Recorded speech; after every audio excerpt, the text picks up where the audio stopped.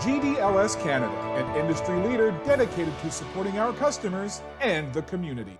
Mike Benedict Jr., April 22nd, 1971, and I was born in Cornwall. I had different nicknames. Some guys in high school called me Weasel because I was quick and squirmy and get away from everybody. And then as I got older, a lot of guys were calling me Magic Mike. So, that's great. And that I don't know why. I'm hoping for stick skills and not dancing. Mike Benedict Sr. My dad, big influence on my life. So for lacrosse, he was coaching me on and off the floor. Probably my hardest coach, but best coach ever. Yeah, I've been married 26 years to my wife Anastasia. I got to get that right now. And I have 3 boys, ages 23, 18, and 11. So it kind of helps with them playing lacrosse and keeps me involved in the game and coaching now that I can't play, no longer play. So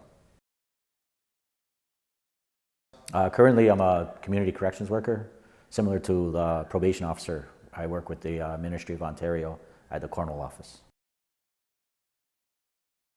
Growing up, I had a wood stick. My dad bought me, and as the game evolved, I think Dave White actually was the first one to give me my first plastic stick. Yeah. And then in the summer, playing in the box, you would use the wood. Yeah. And then in the field, you would use the plastic. But that's, and that's the other thing too with the wood sticks is they're only used on a defensive end, it seems like now. When back in the day you watch, and we had those on the offense, making moves. My dad, they called the man with 1,000 moves because he could fake goalies out with a wood stick. And it's just, I think it's just lost where they make the wood sticks now with the thicker shafts and, just sometimes the sap still dripping off them. They're so thick like a tree, but, and they only use them on the back end. And, that stick needs to be used everywhere. If you're going to use it there, use it on offense also. No, yeah. Once you found your baby, that was it. Like that's the one. Your pocket is perfect and everything. Yeah. Yeah, it was really good. I remember, if I could share a story. Yeah. I was coaching in BC, the Midget Nationals, and Onondaga was hosting the President's Cup. So they wanted to do a little Masters game. So we flew back, and that afternoon we brought a Masters team to Onondaga. And one of my players was from Onondaga. He loaned me his wood stick to play in that tournament. And I got a penalty shot. It's on video, somebody got it. And I used the same moves my father did, faked the goalie right out, and I ended up hitting him in the glove or something. I couldn't score. So but to show the kids that what you can do with a wood stick, not just on the back end of the door, like out there, and to make those moves and stuff was, that's what it was all about, like to do that, to try to pull that move off. So my sister told me, she says, Dad would have scored. I said, yeah, he would have. From the start, it was basically high school field. I played at Salmon River under Dave White. Then after that, I played junior Bs with the Akwesasne Eagles back in late 80s to early 90. We only had that team for a few years with Ernie Mitchell. He was my coach there, and Steve Lazor. And from there, we kind of took, we lost the junior, I don't know if like sponsorship or whatever, so we folded the team. I went to Gloucester under Jim Jordan, played there for a year, my final year of juniors, which they considered me a rookie at 21 years old. So, but they welcomed me in, me and my cousin Owen, we played there. And from there, that's when my father and my uncle Frank Benedict brought back the Senior B League here. And we ended up, they had a meeting with Onondaga, Akwesasne, Ganyonge, I think it's in Onondaga, Onondaga. So we ended up having like a 6-7 team league to start, which was great. And it grew from there, and that's where I ended up playing majority of my senior career. That was the Iroquois Lacrosse Association. Okay. Yeah. In '96, I went to North Shore under the Baker family. Wayne Baker was actually a teammate, and his family owned the team. So I played there for a summer for Senior A, and it was amazing. Like, it was great. I wanted to go back. We had every intentions of trying to go back for another year, but financially and family-wise, we just couldn't make it work. So I came back here and pretty much played Senior B for the rest of the years till the Akwesasne Thunder in '98 went Senior A. And I ended up playing 2 years with them.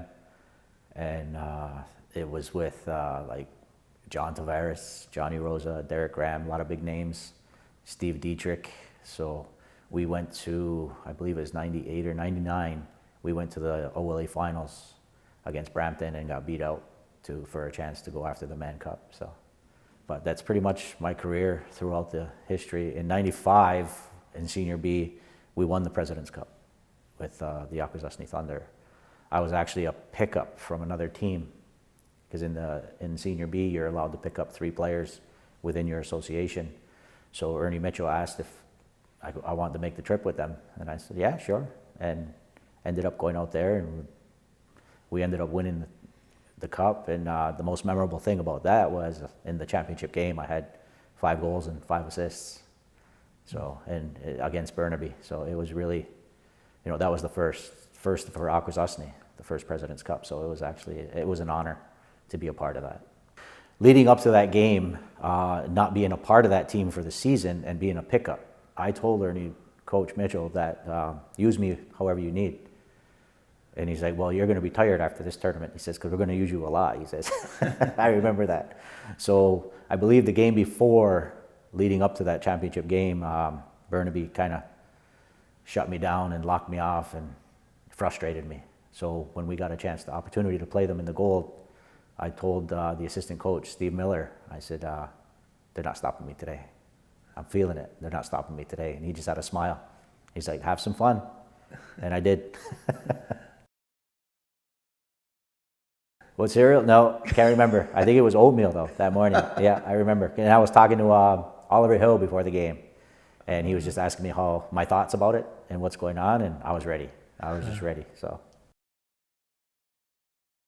In '95, yeah, Coach Barry Paulus called me and told me about tryouts and wanted me to go down to Rochester for a weekend. And they did a series of tryouts, and you walk into an arena and you see Dwayne Jacobs, Peter Park, big names, Paul Gate, and it's like, what am I doing here? So stepped on the floor and just did my thing. And he gave me a call a couple weeks later. Congratulations, you made the team. We're meeting down here for signings and a little get-together, team party at the Rochester American hockey game. So he says, we're going to do all that, and the media share and stuff like that. So in '95, that was the year we lost in the finals to Philadelphia Wings. They had Gary Gate, we had Paul Gate. So their gate outbettered ours for that year. So, but it was an amazing experience, and that's what pretty much kicked off my pro career. In '96, we ended up losing in the first round to the Bandits. They were a very strong team, and I believe they ended up winning it that year. And then in '97, that was the last year of the Major Indoor Lacrosse League.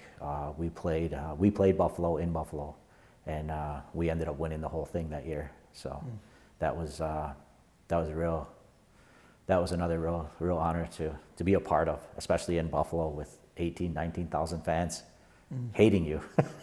So, but it was fun. The experience was amazing. And then after that, in '98, Syracuse brought in a franchise, the Syracuse Smash. So Paul was living in Syracuse, so they moved him. And I ended up becoming pretty good friends with Paul since North Shore. And Paul said, you want to come to Syracuse? It's a little closer for you to travel. You don't have to go as far to Rochester.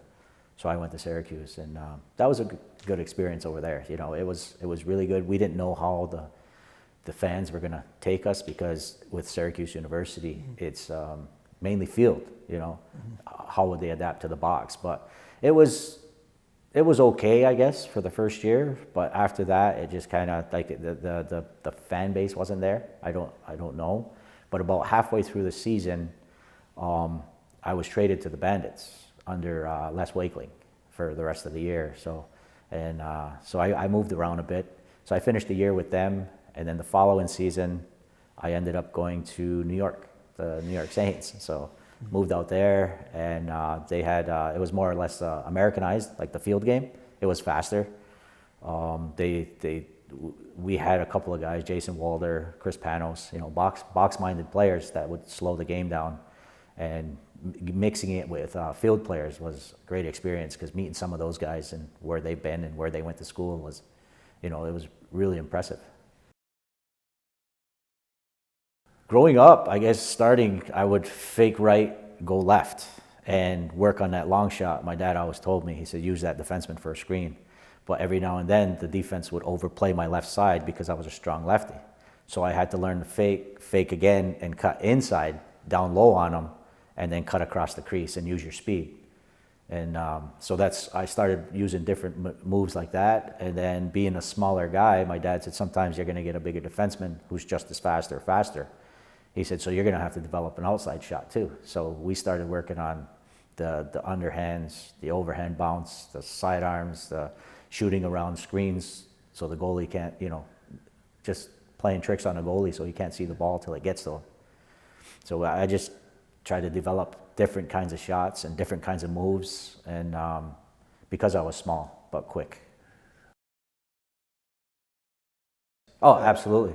There was times I would get up in the mornings and after a game the night before and go to take a shower, and I'd take my t-shirt off, and there'd be marks all over my back from slashes, and so, oh yeah, you paid the price, you definitely did. But what I learned though, doing that move in the pros, was you could dive across the crease. So I think that's why my knees are the way they are today, like crease diving. So I kind of added that to the move, and it worked out for me, but not so much for my knees. There was a few that were doing it. I think I actually saw a guy in Philly do it. I forget who it was. I think it was Jake Berge. He's a big man. Yeah. But he did that once. And Veltman. I watched Veltman do that a couple times, and I said, I'm going to try this. And then you figure it's turf, so it shouldn't hurt as much compared to the concrete in the summer. Yeah. And no, it did. I've had my right knee totally replaced, and I was still 49. Yeah. So, and then I went back to the doctor, and we discussed replacing the other one in March. He said the cartilage, the ligaments, he shaved them down as much as he could. Now it's basically bone on bone. So that's the price you pay for the glory that is the game of lacrosse, I guess. Holy, wow. Back in the day, I would say Kim Squires. He was one of the best. I always admired him. Hated him, but respected him.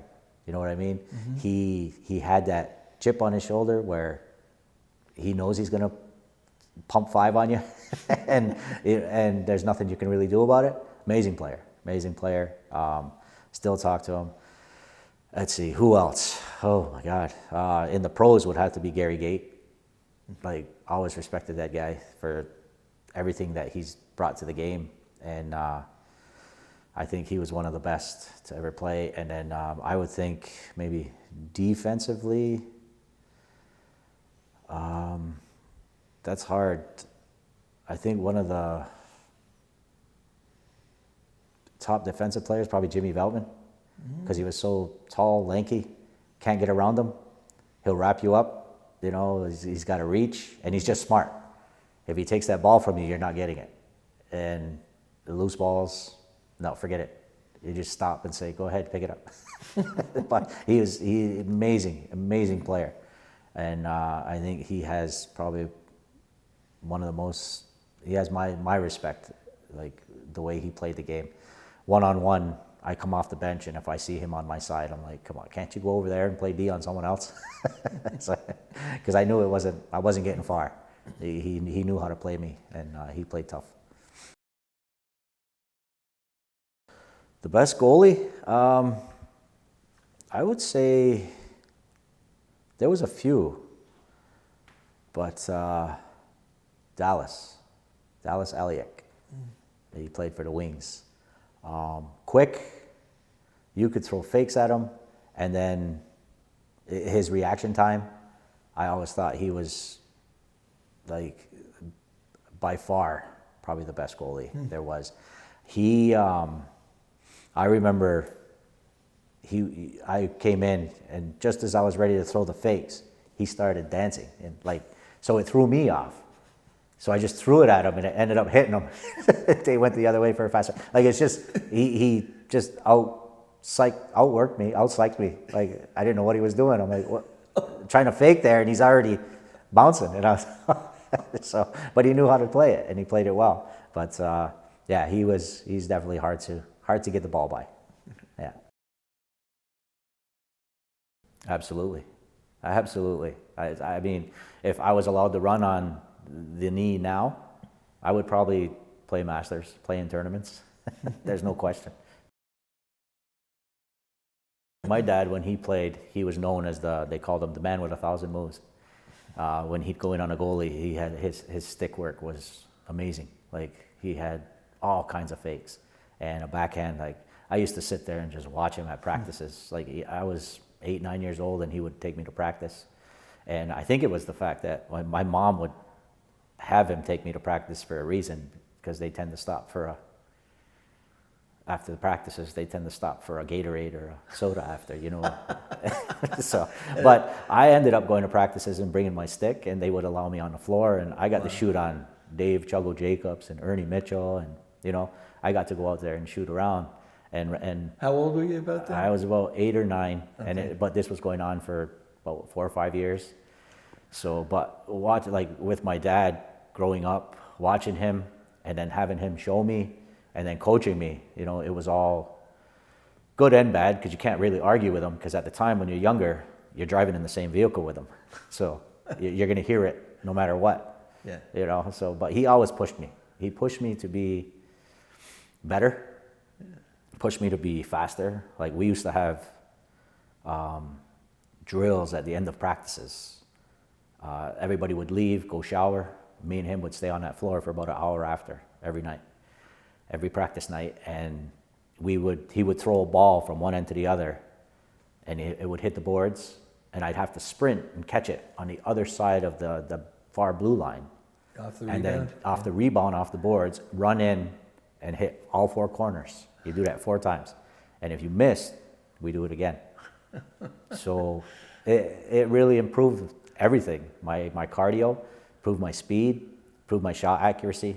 He pushed me. He pushed me to be better, and he's who I have to thank as where I've been with this game. So yeah, in 1994, I went to Manchester. I went through a few years with them, playing in different tournaments and meeting them with games. I believe they were in that, I think they call it the Upstate League. They played various club teams from Syracuse. So we would travel up there. There was probably 5 or 6 of us. We would travel up and play 2 games on the weekend and come home. And they were using that as tryouts. So we made the team, and I ended up going to Manchester. That was my first with the Iroquois. And then in '98, I ended up with the Iroquois again in Baltimore. So right. I did 2 tours. I think that's what they were shooting for to begin with. And, to not allow the Iroquois is for me, I don't like it. That's not right. They should be there. We should be there. It's our game, to be honest. We shared this game with you, and now you're taking it away. There has to be, they have to hear our side.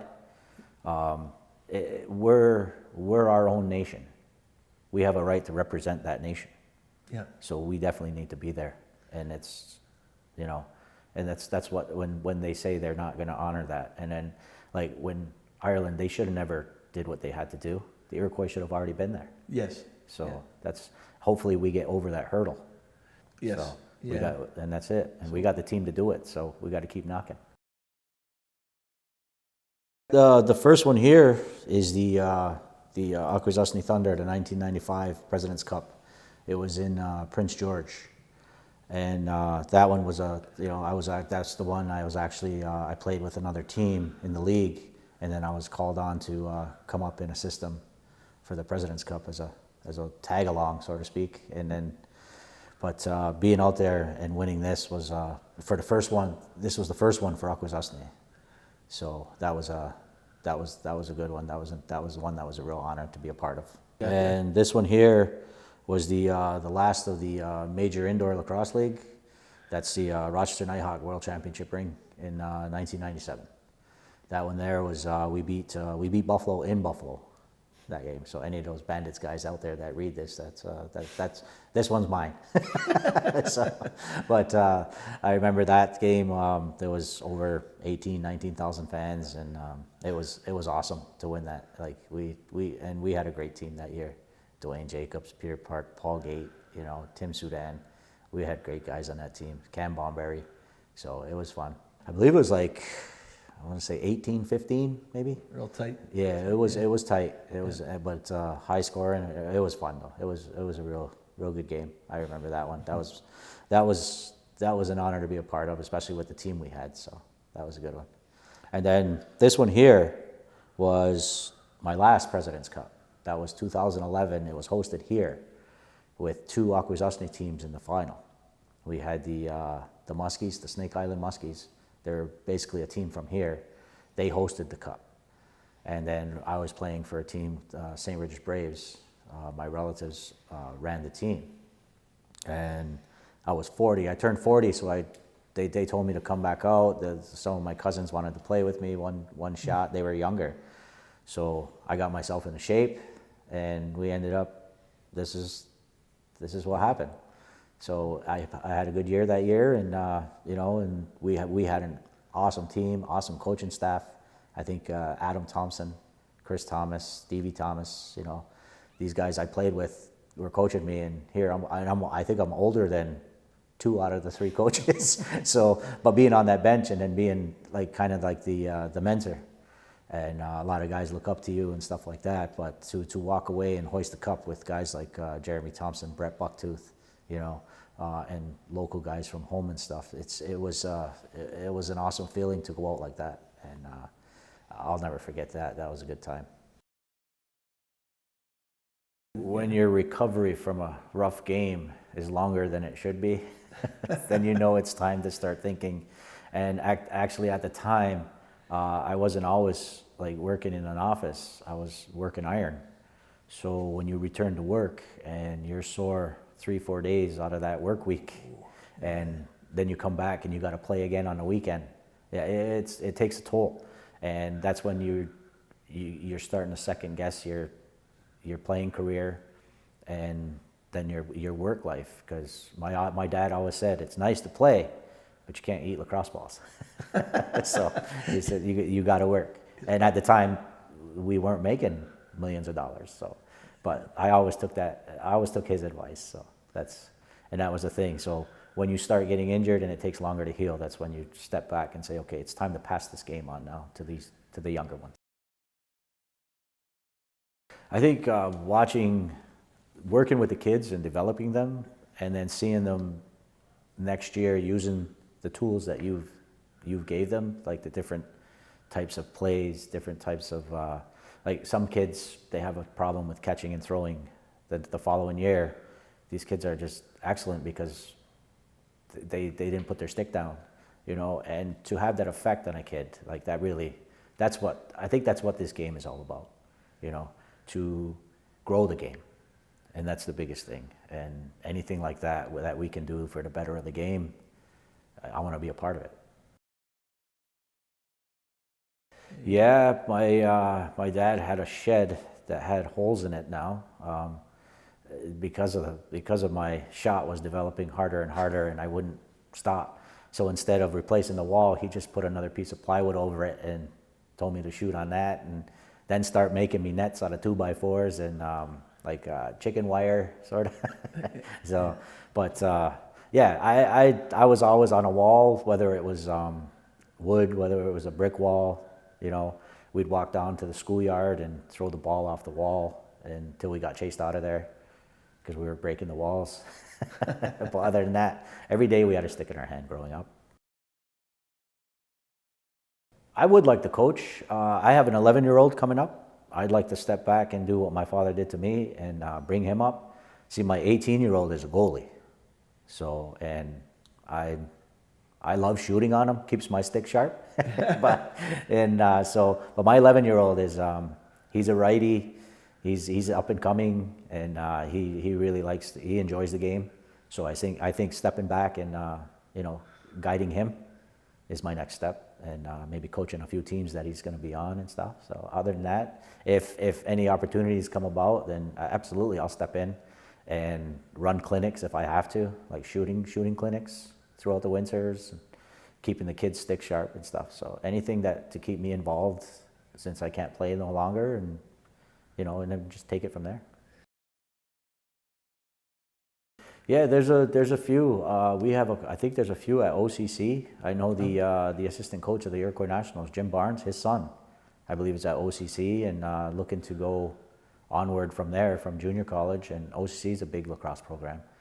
I know the two kids that are being coached under Don Starja at that prep school from Akwesasne. One's a freshman and a sophomore. They'll probably go to big schools. They're good players, very good players, both of them.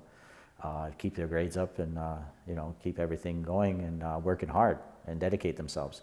But the opportunities are there. We have, I'm not sure, there's a few kids that are off to colleges and stuff. We have one kid that is a great athlete, but he's currently playing OHL hockey in Erie right now. And amazing hockey player, amazing lacrosse player, but you know, it just seems that hockey's his way to go. So, but either way, he's, you know, he was a phenomenal lacrosse player. When you're a part of the game like this, you know, stay with it, stay apart. You know, these kids, especially now, go out and ask some of these guys the stories. You know, like now everybody says that, you know, talk to your elders, talk to your elders. So kids are coming up to me, so I guess I'm an elder. But that's, you know, that's what I say. You know, let these kids know how it was back then, and what they need to do, how to improve your game, different things like that. You know, work with them, talk to them. That's the thing, how to, you know, dedicate yourself to the gyms now, dedicate yourself to the game, learn the game, watch videos, different types of things, watch different guys. Growing up, I watched Dave White, I watched Steve Miller, Travis Cook, my father. Like, Travis Cook was an outside shooter, and when his shot didn't hit the net and it hit the boards, I said, I want to shoot that hard. I used to say that. You know, and you know, different guys like that, like you know, follow these guys, you know, like with the role models we have now. You know, just watch their game, watch their movement, watch how they do, working on and off the floor. You know, that's the biggest thing. I'd have him play both. I'd have him play field, have him play box. You know, work on his fitness, both ends of the floor. Defense and offense. I think what my dad's old way was offense, defense killed the game a little bit. Yeah. I think playing both ends of the floor, he gets the knowledge of playing defense and also has the ability to pick up a loose ball or intercept a pass and then carry it down the floor and then be able to know what to do on offense. We have a few guys like that, and you watch some of these coaches, and that's what they're doing now. You know, but I think to mold a lacrosse player, he's got to play both ends of the floor. You know, unless he's a goalie. That's about it, I think. And like, you just got to dedicate yourself to it too. Like, where it's not where, like, my 11-year-old does that. He says, I think I'm better on defense. Well, no, you're not. Not if you work at it. You know, and that's why we're here. We need to help them do that. So I think building them from the back end to the offensive end, you know, an all-around player is what we need. And you don't see that too often. Yeah, absolutely. You know, if you got the opportunity, then don't pass it up.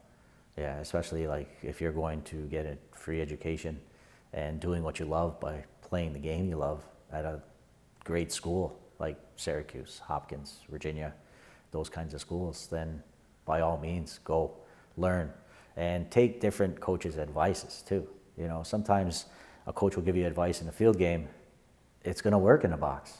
Sometimes a coach in the box game gives you advice, you go to a field school, it worked in the field. Like there's pieces you can put together and excel your game.